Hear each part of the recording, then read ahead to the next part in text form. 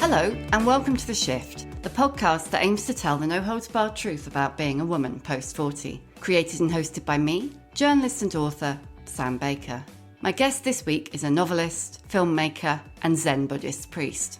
Ruth Ozeki was born in Conneticut in the 1950s to a Japanese mother and, as she puts it, Caucasian anthropologist father. Despite always wanting to write, she didn't publish her first novel until she was 40 because, in part, she didn't feel entitled to. She needn't have worried. That novel, My Year of Meats, won the Kiriyama Prize and the American Book Award. And her third novel, A Tale for the Time Being, was shortlisted for the Man Booker Prize in 2013. Her latest, The Book of Form and Emptiness, looks destined to go the same way. The story of a young boy named Benny O, who loses his father when he's 12 and is quite traumatized by this. And in the aftermath of his father's death, he starts to hear the voices of things speaking to him. And these are just ordinary things in the house, like a running shoe or a Christmas ornament or, a piece of wilted lettuce in the fridge. Buddhism has informed Ruth's life just as much as, if not more, than writing. She joined me to run the conversational gamut. We talked meditation, aging, living through the death of your parents, why objects are so important to us, and why menopause and adolescence have so much in common. Thank you so much for coming on The Shift. We talked first about writing, because you came quite late to writing, really, didn't you? Yes. I had many jobs and many incarnations before I started writing, but when I was quite young, when I first discovered novels, I kind of knew immediately that that's what I wanted to do. I wanted to be a writer. But then I just got distracted during college and after college. And I, for a while, toyed with the idea of going into academia and then sort of shifted course and ended up working in the film and television industry for many years. And all the while I was doing this, working for others and also making my own films, writing was still something that I was always doing, but kind of in the background. And then it was really, I think, through learning how to make films and particularly learning how to edit images, right?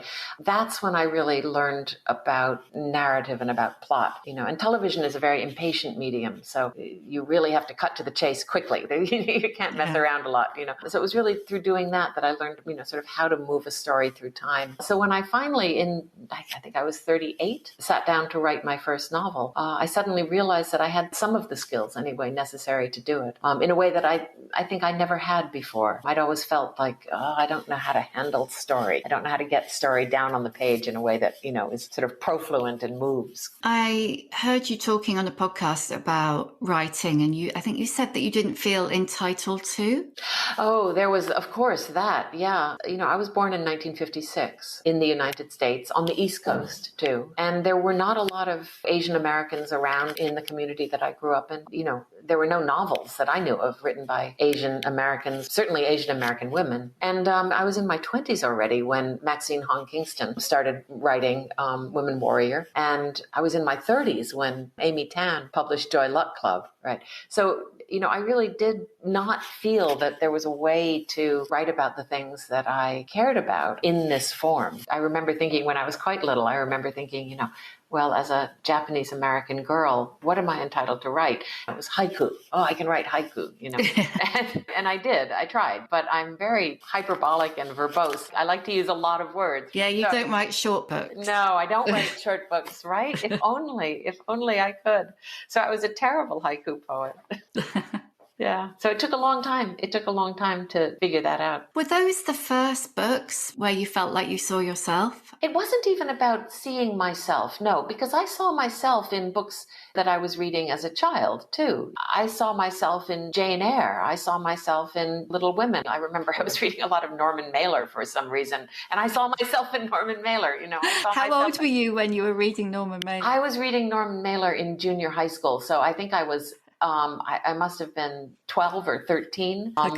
Yeah, I know. Who knows what I was really reading, but I think a friend's older brother decided Norman Mailer was really cool. And so we had to read Norman Mailer too, of course, because we needed to be as cool as he was, right? So we were all reading Norman Mailer. But we were also reading Hemingway, we were reading Faulkner, we were reading Fitzgerald. And yes, I very much saw myself in those books.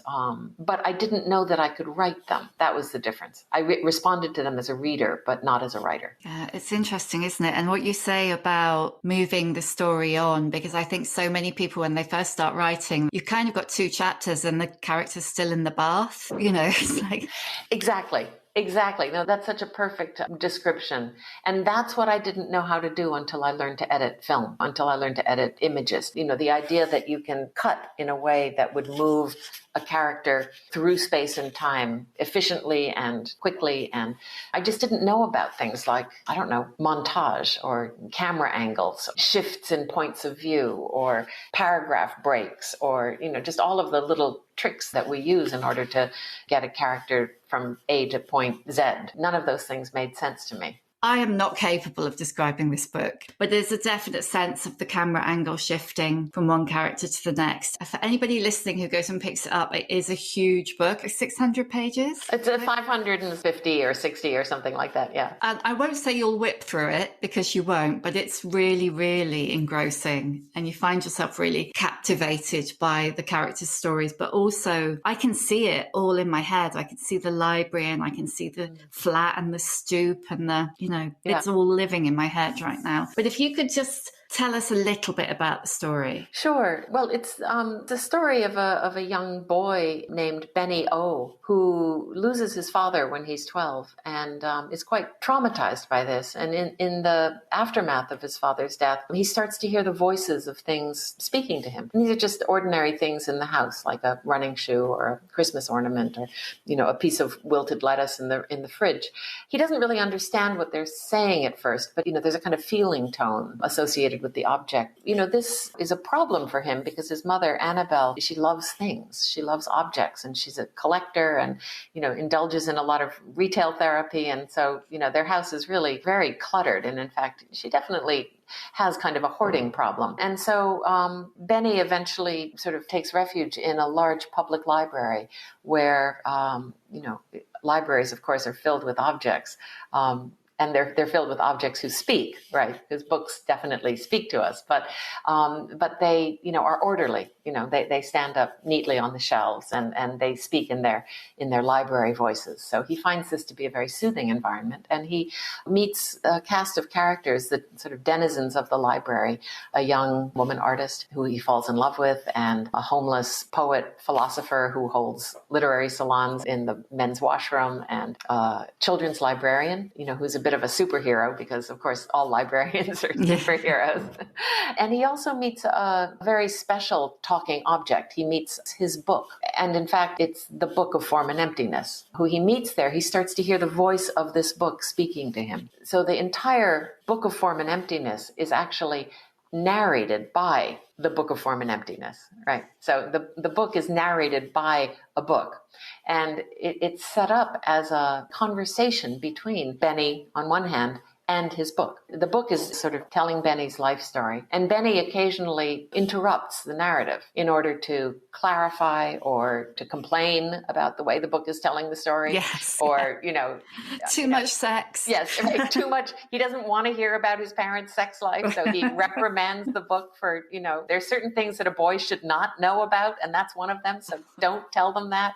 And so, Benny is kind of not coaching the book, but is sort of listening to this, participating in this narrative. And so together, Benny and his book sort of construct this story of this period of Benny's life when he's hearing voices. He suffers during this time.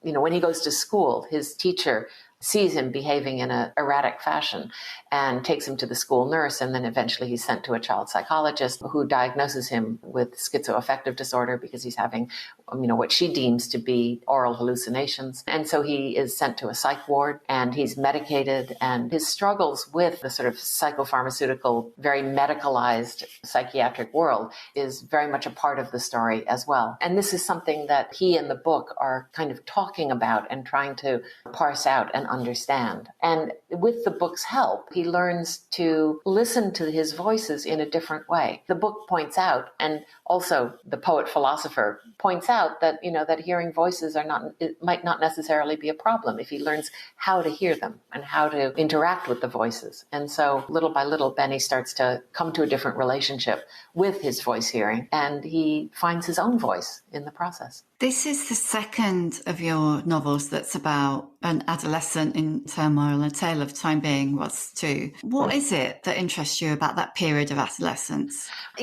Both are stories about young adolescents who are struggling with mental health issues and who find some kind of solace in the act of writing and also the act of reading, in their relationship with the written word. And, it's an area that interests me because I, too, was a young adolescent struggling with mental health issues. And I think really it was the world of books and writing that saved me. And so even before I knew what I was doing, at first I was writing poetry, I was writing short stories, but it was always something I felt compelled to do. It never occurred to me that I could actually become a writer because I didn't really understand that that was possible. But the act of writing stories, it sort of gave my life some kind of meaning. And it was a way out of, the mental health issues that I'd had. When I was 16 or 17, I had what was then called a nervous breakdown and was sent to a psychiatric unit, spent some time there in a locked ward. And so this was an experience. Thinking back on it now,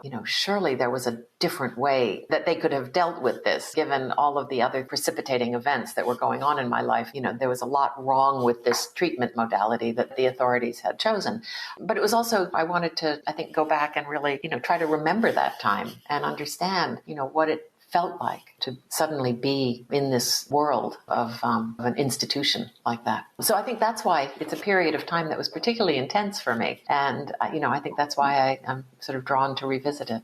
Adolescence is a time of massive turmoil, isn't it? Even without all the additional kind of factors. Adolescence and this point in life, kind of menopause, 50s and 60s. Do you think it's a coincidence that the books that you've written at that time of life have been about you reevaluating adolescence?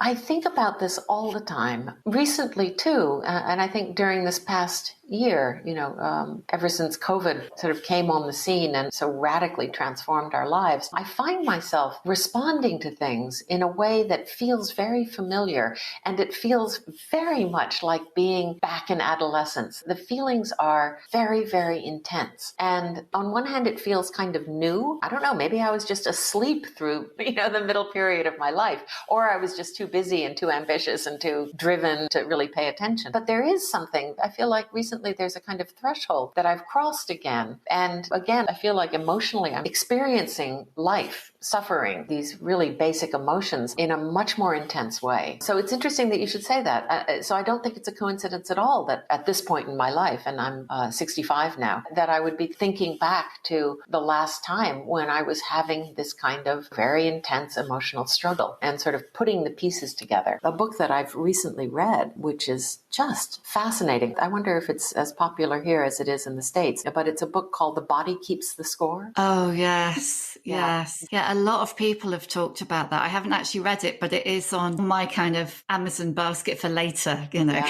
It's an astonishing book, and it really has, in a way, caused me to look back over my life. It's very much about developmental trauma and about the ways that quite young children are traumatized by quite ordinary things. It's not like wartime trauma. Developmental trauma is just things that happen to a child in the early parts of their life and in adolescence that are traumatizing events, and that these traumatizing events are experienced in the body. After my dad died, I had this experience too, where for about a year after he died, I would hear his voice, and it was always when I was doing something like folding the laundry or washing the dishes, something fairly banal. And I would hear him, and it was like he was standing behind me on the right-hand side, and I'd hear him clear his throat and then say my name, right? And I'd whip around to look, and, he wouldn't be there. And I'd remember again that he had died and feel all of those feelings of grief and sadness again. He was the first parent I lost, and his death was very traumatic. I think that the voice hearing was a sort of response to that. And apparently it's not uncommon. People report this with some frequency. So these very physical events, these very physical experiences, which are unshared in this case, right, can result from trauma of various kinds.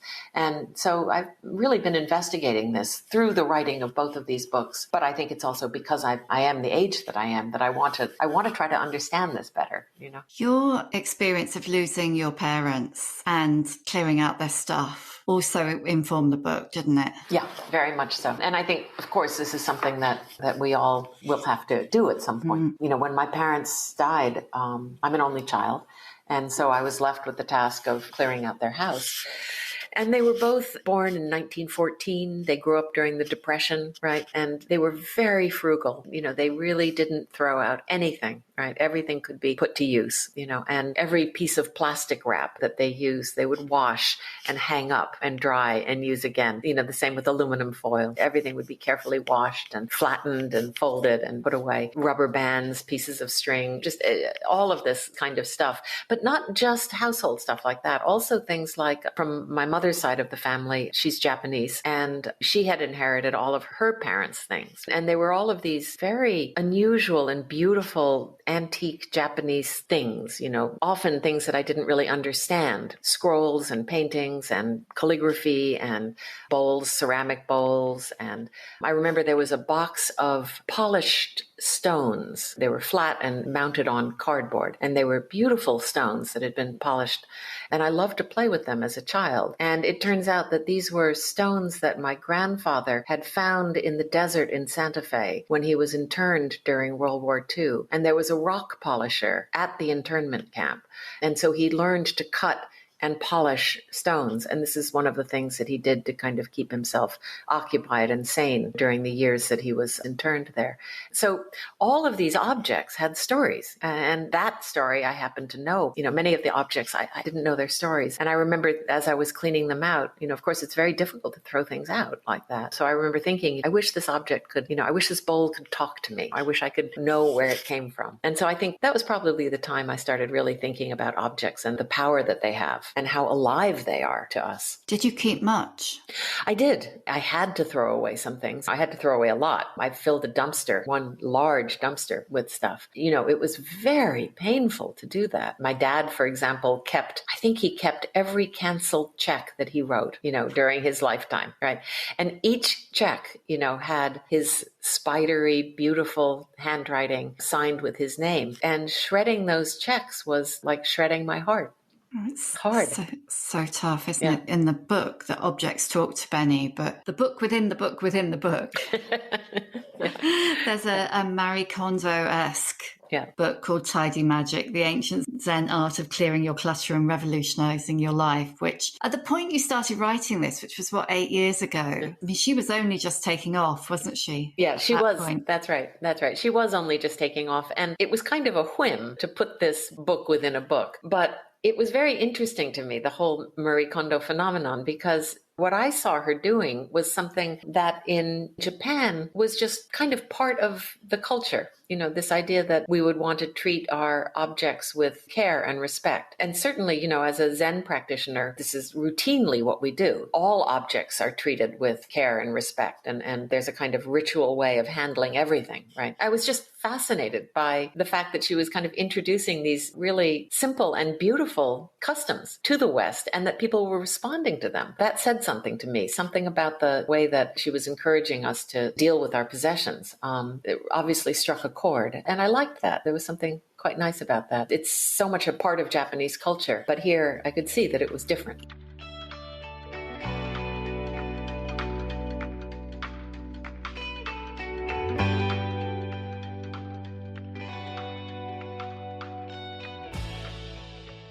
You know, we imbue objects with so much meaning, don't we? Mm-hmm. Some objects. I mean, Annabelle is imbuing some objects with meaning and others it's just more of a compulsive way of dealing with her grief. And I have to say, I desperately want to start collecting snow globes now, and I really don't need any more stuff in my house. And if you read the book, you'll know exactly what I mean.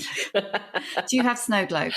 Well, that's how this whole thing started. You know, I knew that I'd be writing about things, right? And so the question is, what things should I write about? And so I kind of made a little little rule or a game for myself that when somebody gave me something, I would put it in the book and see what happened, right? So my friend came back from a holiday in Bermuda and brought me back one of those little touristy snow globes with a sea turtle on the inside because she knew I loved sea turtles, right? Snow in Bermuda. Yeah, I know. It makes no sense. But it was just a little snow globe with a sea turtle inside and, another bigger sea turtle kind of on the base. And it was only because I really do love turtles. And she gave that to me and I thought, oh, this is perfect. I'll give it to Annabelle in the book. And I did. And of course, a page later, Annabelle is on eBay collecting snow globes, right? So that becomes kind of the basis of her collection. And a lot of the things in the book kind of entered that way, just a gift that somebody gave me. It was like, oh, what do I do with this? I'll put it in the book and see what happens. And it was a way of kind of introducing a little bit of randomness, to the objects that were going to be in the book, rather than me kind of thinking about objects and deciding what to put in. It was a way of sort of letting objects from the outside, from my life, just kind of enter the book. So it was fun. It turned into kind of a game. What's your own relationship with objects? Do you have a lot? Are you disciplined? Yeah, no, I'm not that disciplined. I wish I were more disciplined. I think I'm sort of aspirationally a minimalist, but I will never get there. I still have a lot of the things that belong to my parents. I don't have children of my own, so it is my responsibility to clear this out, to get rid of everything. I was intrigued by this idea of the Swedish death cleaning, Have you heard about that? Yeah. That was kind of intriguing to me as well. So I do try to allow things to move out of my life, but I do have to practice it because it's not my normal inclination. I'm kind of training myself to do that. And again, I'm the child of Depression era parents. And so throwing out a perfectly good piece of tinfoil is difficult for me. Yeah. Well, I have very clear memories from growing up in the 70s of the time before Christmas, ironing the Christmas paper to get the sellotape off. Yes. To use it again. That's right. Yeah. That's right. When I was cleaning out my parents' house, my mother had a whole box full of Christmas paper that I remember being used year after year after year. Throughout my entire childhood, the same Christmas paper was used to wrap the presents under the tree. Yeah, gradually getting a tiny bit smaller as you cut the rough edges off until it just got too small to use. That's right. Oh, that's lovely. I'd forgotten about that. So you became a Buddhist, is it in 2010, is that right? That's right. I was ordained as a Buddhist priest, yeah. What was it that made you decide to do that, to become Buddhist and become a priest, more importantly? I think my interest in meditation started when I was very, very young. In fact, the first memory I have as a human being dates back to when I was 3, and my grandfather, my Japanese grandfather, my grandparents had come to visit us in Conneticut. And I remember being sent into the bedroom to wake them up or to call them for breakfast. And I remember kind of reaching up and opening the door and peeking into the room. And my grandfather was sitting there on the floor and he was meditating. And I'd never seen an adult sit on the floor before. This was this was very unusual. And he opened his eyes and he looked at me, and our eyes were on level with each other because he was sitting on the floor and because I was small. And I just remember being really startled by this and, sort of running out. And then I think my mother explained that he was meditating, but that of course had no meaning to me at the time. I grew up during the 60s and 70s and everybody was meditating. And so I started becoming interested in that. I was initiated into transcendental meditation when I was 14. I remember they had a special deal where you could pay. It was cheaper if you were a teenager. Kids rate. A kids rate. Yeah, that was a children's rate. Exactly. I started practicing formally meditation when I was really quite young, and then kind of went in and out of it, obviously, for years. Again, it sort of all goes back to the period of time where my parents were getting old and sick and approaching the ends of their lives. And suddenly I realized that they were going to die. And that was really shocking. Of course, I'd known that, but I'd never known it in that way, And this is kind of almost archetypical Buddhist story. It's the realization of sickness, old age, and death, and the inevitability of sickness, old age, and death that makes a person start to practice Buddhism and really take up this practice. And that's certainly what happened to me. And I started meditating quite seriously, first in a Tibetan tradition, and then eventually kind of moving back to the Zen tradition that my grandparents had followed. Of course, the difference was that I was doing this in the U.S., and my Zen teacher was a Jewish guy from Pennsylvania, which was different. But his name was Norman Fisher, and he's in the lineage of Suzuki Shunryu, who's the author author of Zen Mind, Beginner's Mind. And he was really the one who brought this lineage of Zen to the West. I started practicing very seriously with this group, this Sangha, with Norman. And, little by little, it just became a part of my life that was just clearly so helpful, in dealing with this process of growing older and seeing my parents through the ends of their lives. My mother had Alzheimer's, so we took care of her for quite a while before she died. And that was, of course, very challenging. But, again, just the meditation and the Zen practice really helped. And so I think in 2010, I realized that I wanted to be more a part of the lineage itself. I wanted to help teach. And so I spoke to Norman about this and he agreed. And eventually, it was in 2010 that he finally ordained me. So I don't practice with a Sangha in the way that a parish priest would, but being a priest sort of finds its way into everything else that I do. The Zen practice finds its way into my writing practice. It finds its way into my teaching. It's just so much a part of who I am at this point that there's not really a big distinction, between Zen and everything else. Zen is just life. It's the way that I live. Because you wrote a short memoir, didn't you, called The Face, A Time Code? That's right. And you basically spent 3 hours gazing at your own reflection and documented it, didn't you, when you were 59? That's right. And do you think you could have even done that if not for the Buddhism?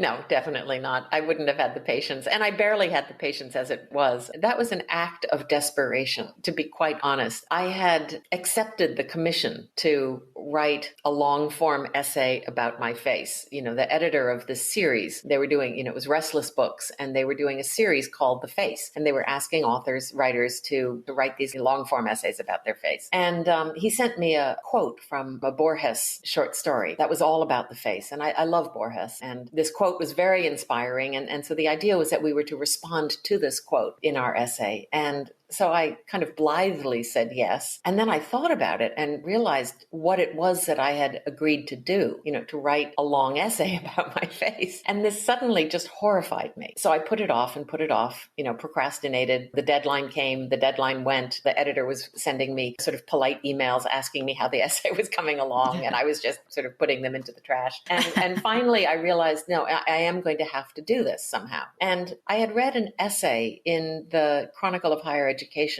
written by an art historian who teaches at Harvard. And she described an exercise that she gave to her students, which was simply that she sent them to a museum and they were to choose a piece of art, a painting, and they were to sit in front of the painting for 3 hours. And this was a period of time that she said was uncomfortably long, and record their observations as they arose in their minds. And I thought it was a brilliant exercise, a little bit sadistic. And she describes, the results of this, about how observation over time like that, over this uncomfortably long period of time, would give rise to a kind of seeing that her students would normally never have because they're too impatient. So I thought about this and I thought, well, this might be the way that I could give some structure to this essay. It was an experiment, really. And so I did that. I put a mirror on my little Zen altar where I normally sit, and I had my laptop kind of balanced in my lap. And I just sat there and made this time code, right, of the observations that occurred to me as I was studying my face in the mirror. And, of course, a lot of the observations were like, I'm really tired of doing this and I really would like a cup of coffee. And why did I decide to do this at all? But then a lot of the observations, as I sort of studied my face, it was very interesting because I really could start to see it differently, right? I could start to see my parents in my face, how my eyes had begun to resemble my father's eyes and my smile had begun to resemble my mother's, and remembering little scars and the accidents, that caused them. And it's true, there was this whole history in my face that I hadn't really noticed before because normally I don't spend a lot of time in front of the mirror. I'd reached that age where I really didn't want to look at my face at all. I wanted to get past the mirror as quickly as possible, right? And so it ended up being a really interesting exercise, and also brought up a lot of feelings about what does it feel like to be a face and to be a 59-year-old woman with this face that has so much history in it and so many emotional responses connected to the process of aging. So anyway, that's what I mean about it being a kind of structuring device. And so then after I made this time code and finally was released at the end of this 3 hours, I went back to the observations and sort of fleshed them out and wrote sort of longer episodes based on the memories that, that I was having and the thoughts that I was having. And in fact, there's a lot of Zen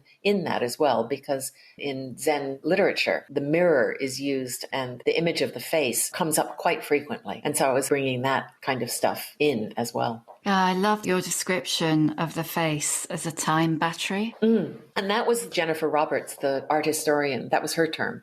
She talks about paintings as being time batteries. And certainly I think that's very true about our faces. And it's astonishing to me too, because I remember after this uncomfortably long 3-hour period where I finally had finished this task that I'd set for myself, I was in New York and I went outside and it was a beautiful spring day. And I went to Tompkins Square Park in the East Village, got myself an iced coffee and went and sat on a bench in Tompkins Square Park. It just looked at the faces of all the people. The park was filled with people that day because the weather was so lovely. And I just remember looking at all of their faces, and thinking, it's just astonishing. Everyone has a face.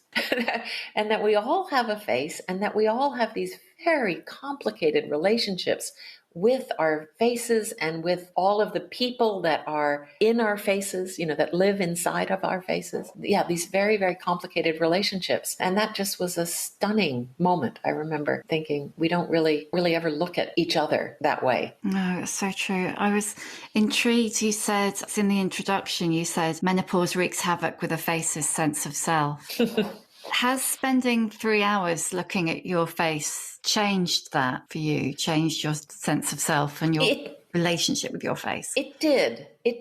And I think I would need to do it again. That was already 6 years ago. And my face has changed a lot because this is a very dynamic period of life, where in the same way during adolescence, we change so much from, say, 10 to 15 or from 15 to 20, or the changes are sort of rapid and cascading, the changes to our bodies and faces. The same thing happens, in, I think, post-60 period, right? And it's hard to keep up with that. Right? It's hard to keep up with, our feelings about that. I actually feel like at this point, my face has changed quite a bit from 6 years ago when I did this exercise. And so I'd almost need to do it again. But it did change my relationship to my face. I felt a lot more intimate with my face, and I also felt that I could see my parents in my face so clearly. Oddly, too, I was there when both my parents died. I remember their faces very clearly, what they looked like when they were lying on their deathbeds. And so I could almost see that in my face as well. It was almost like a glimpse of the future. And oddly, I found that very comforting. I mean, death is obviously something that's quite frightening, but having been there for my parents when they died, and then sort of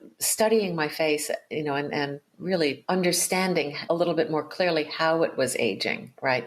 I realized in a way that I'd be joining them. And that was not a bad feeling. That was a kind of oddly comforting feeling to me. So that was another little kind of insight that arose.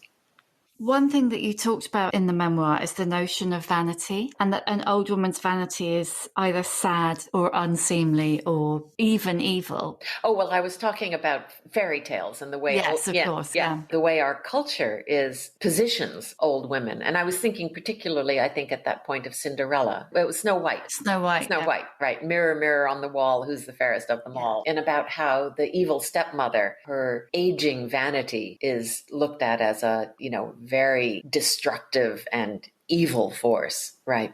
What kind of message is that sending? So yeah, that was something that I was certainly thinking about. And I realized too, I think that the older I got, in a way, the less vain I was, but it wasn't because I was really less vain. I think it was more that I just didn't want to deal with it. It was almost, it was a kind of aversion. It was just like, oh, what's the point? It was a kind of almost laziness and just giving up. But the vanity is there. I think the vanity is always there, right? We're concerned with how we look. We're sitting here on Zoom right now. Looking at ourselves. Right. And we're sitting here on Zoom and I'm realizing like, oh my God, my hair looks terrible. You know, It doesn't. how did I leave the house looking like this? And that's, I think, really interesting too. All of the Zoom stuff that we're doing now, we spend so much time looking at our faces or pretending not to look at our faces. Yeah, I'm very assiduously looking at your face. Exactly. But I'm always aware when I'm talking to somebody how their eyes are kind of flicking up to the corner of the screen from time to time, just to kind of check, right?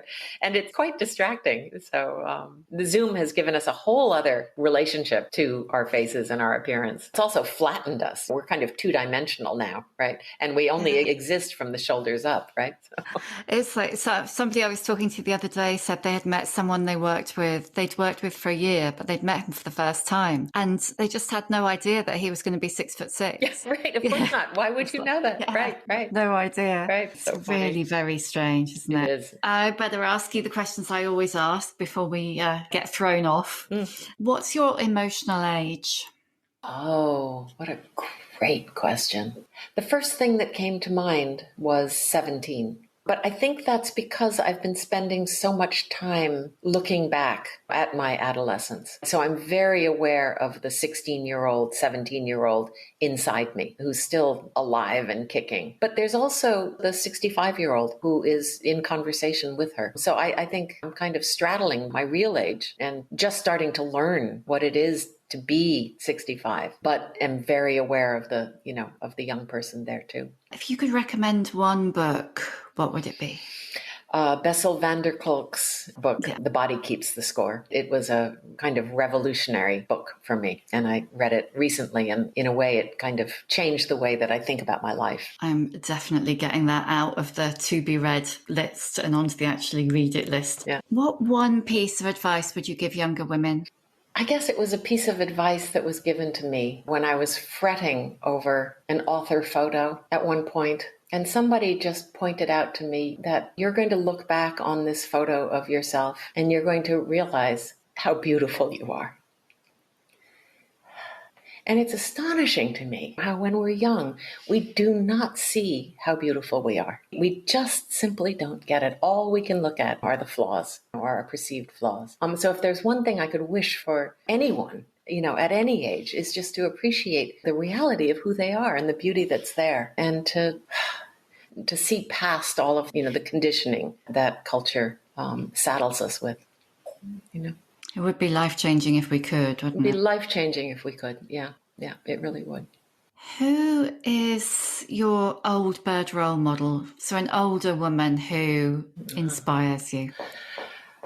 Oh, let's see. There's a Zen Buddhist nun named Setouchi Jakucho. Jakucho is her name. And she was kind of the model for the great-grandmother in A Tale for the Time Being. And she must be she's over 100, I think, by now. And she became a Zen nun when she was in her 50s. And she's a novelist, had a wild youth, was, known for her love affairs. And she's just a political activist and a very, very funny, humorous, straight-seeing, straight-talking person. And I just think she's wonderful. So she would definitely be a role model.